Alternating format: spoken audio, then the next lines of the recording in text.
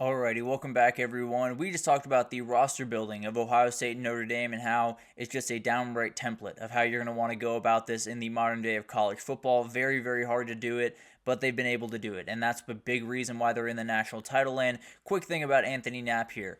I don't know.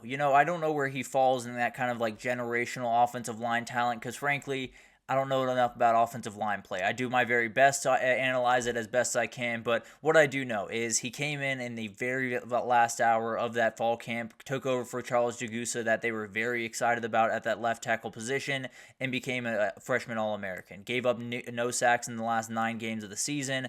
I think he's a downright star. Might not be quite to the level of what Joe Alt is, but frankly, if he's this good as a freshman, I have no doubts that he could be a very, very talented player and very likely a top 5 or top 10 pick once you get to the NFL draft that he will be a part of in 2027, if I'm being correct, which sounds crazy right about now, but that's going to be a very fun group, no doubt about it, and Anthony Knapp will be right towards the top of that, if I had to imagine.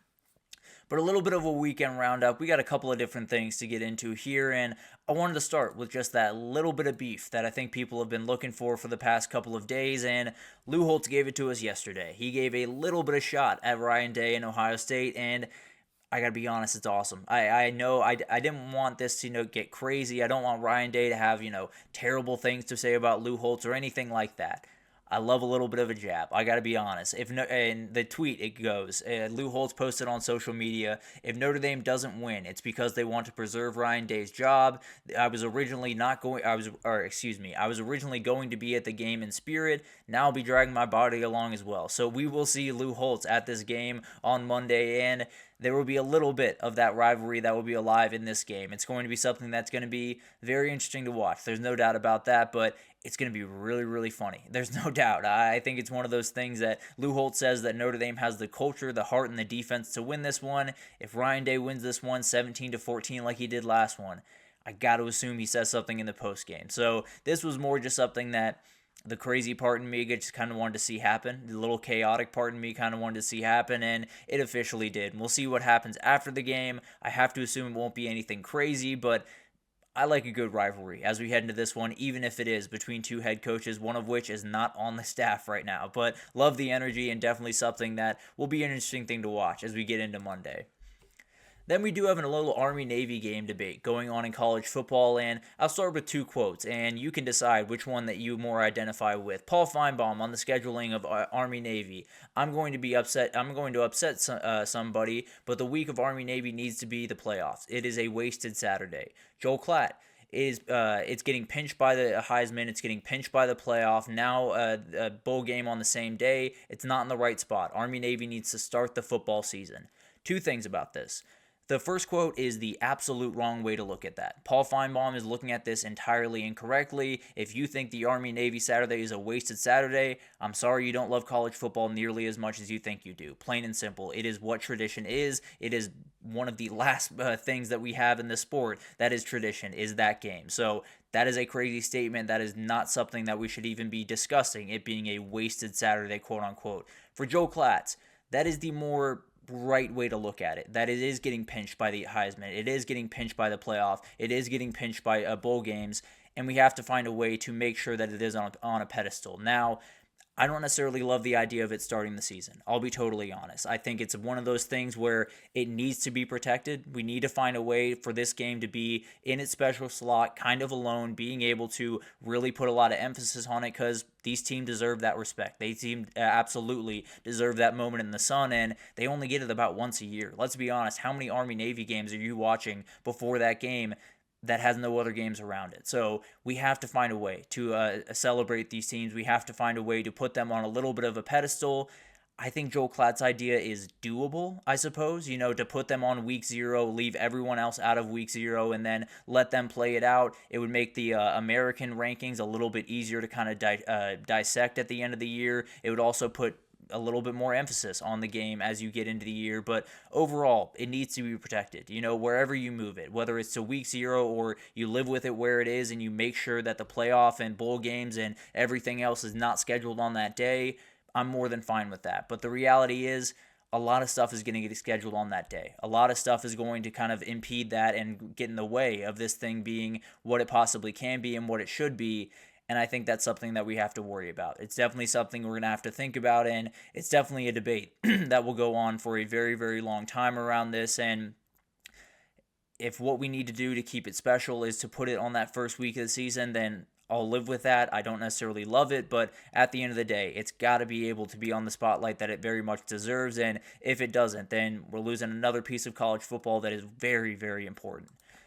Moving forward to the 2025 College Football Hall of Fame class, it has been introduced, and it's a good class, guys. I'm going to put out a couple of notable names here in a second, but when you look across the rest of the class, ridiculous amounts of really incredible names, but the ones that stood out to me personally, apologies if one of your favorite players isn't on here, but Monty Ball, the running back of Wisconsin, was remarkable. There's no doubt about that, was downright incredible. Graham Harrell was setting all types of records, as was Monty Ball throughout his career. Both those guys were downright incredible, and I remember Graham Harrell very, very well. One of those quarterbacks that at different times I hated him, at different times I absolutely loved the way he played. So very, very fun teams with him and Mike Leach, and obviously a guy that deserves to be here. John Henderson, one of the meanest forces in the interior of the defensive line in the history of college football over there at Tennessee, did an incredible job there, and obviously deserves to be in this group, as well as Michael Strahan down there at Texas Southern, did an incredible job. Obviously the NFL career might a little bit outweigh the college football career, but you have to imagine the college football career was downright incredible as well. Steve Slayton is someone that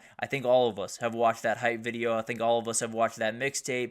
It is downright incredible to watch what that guy could do. But the reality is, was on one of the best offenses in West Virginia history, and is absolutely someone that should be in this group. Michael Huff, a former Jim Thorpe Award winner over at Texas, kind of one of the starts of the kind of DBU talk over there at Texas that a lot of people have, and definitely is a debate that can be had. And then you have two head coaches, or Alex Mack, fantastic center over there at Cal, had a long, long NFL career, especially for my Atlanta Falcons. Love that dude, no doubt about it. And then Urban Meyer and Nick Saban, two of the best head coaches in the entire history of college football, getting introduced to the Hall of Fame class. This is an all-time class. There's no doubt about that. This is a team that, if you put together a team from this group and you put them in their prime, man, Mike Vick throwing the ball to Steve Slayton would be a special thing to watch. I can tell you that. But Michael Vick is obviously a big name in this as well. Almost led Virginia Tech to a national title on just pure athletic ability. Downright incredible player, and definitely a guy that was just really, really remarkable over there at Virginia Tech, and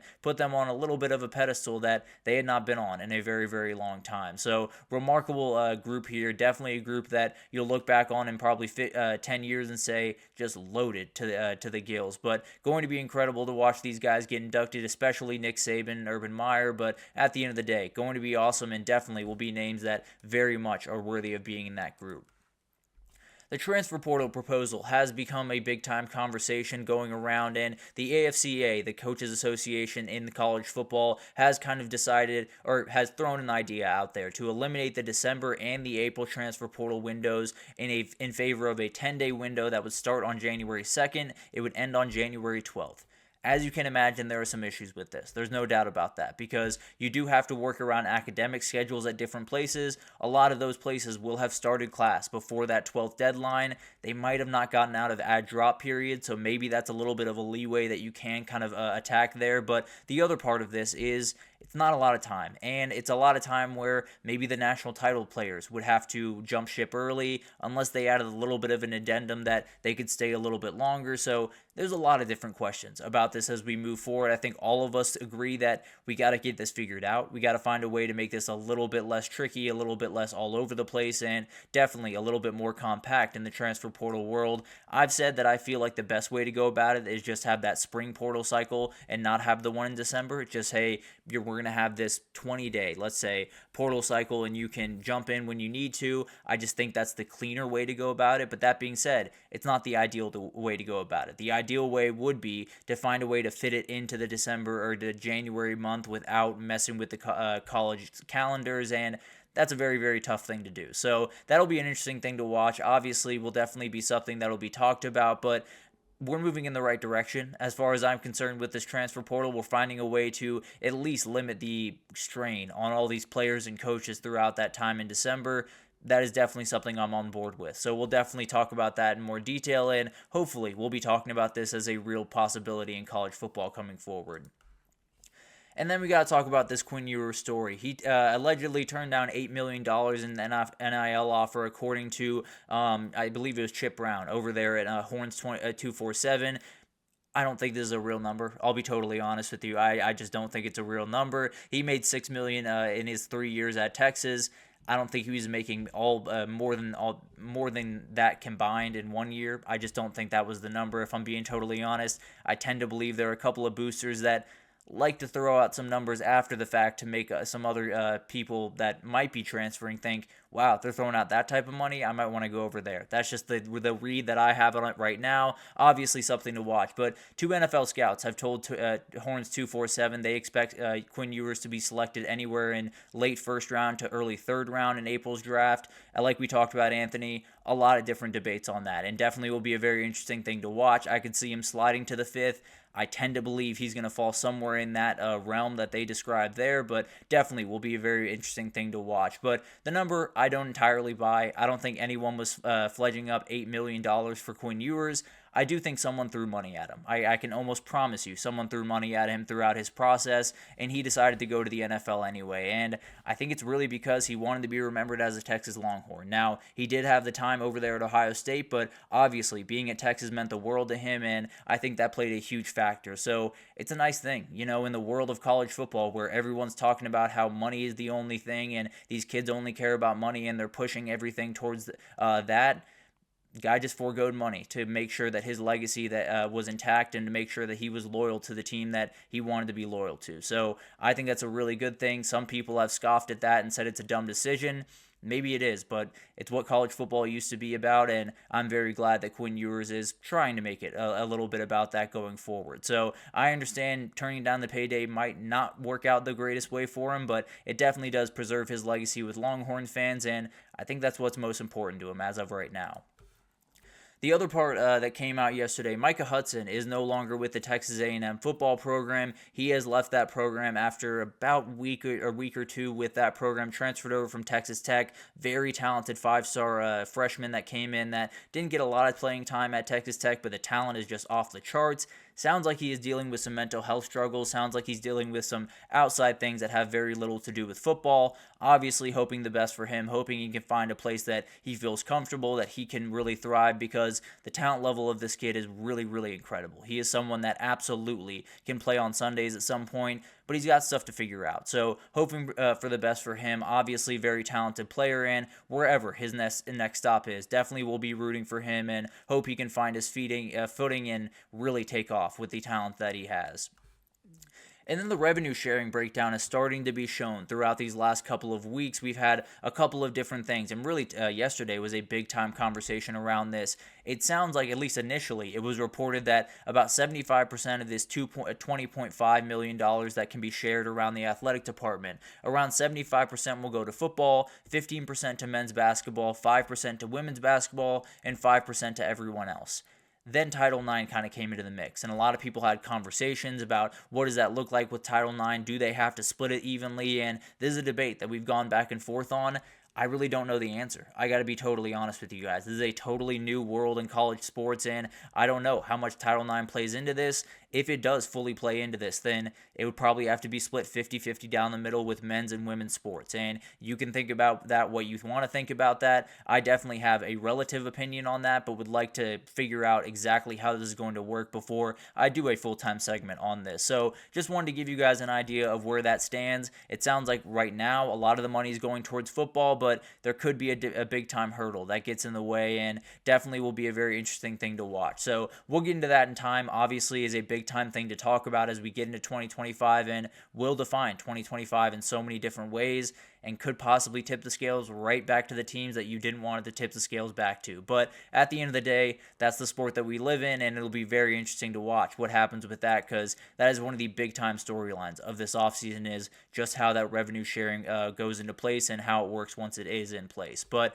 honestly, going to be a crazy time. Over this weekend, I think you could see Bill Belichick leave at college football, although I don't bet on it. You could see Deion Sanders leave college football, although I don't bet on that either. But overall, an incredible week, an incredible game coming up on Monday. We'll be back on Monday to talk about it, but that'll do it for this edition of the GSMC College Football Podcast presented by the GSMC Sports Network. Your support means a lot to us, so please remember to subscribe to the show, leave a positive review. It does make a huge difference. Also, follow us on Facebook, Twitter, TikTok, Instagram, all the social pages for all the content and updates you could possibly need. We have great people covering every single sport you could want, so anything in the world of sports you need, come on over to GSMC and we have you totally covered. But thank you once again for listening. We'll be back on Monday to tie up some loose ends for that national title on Monday night.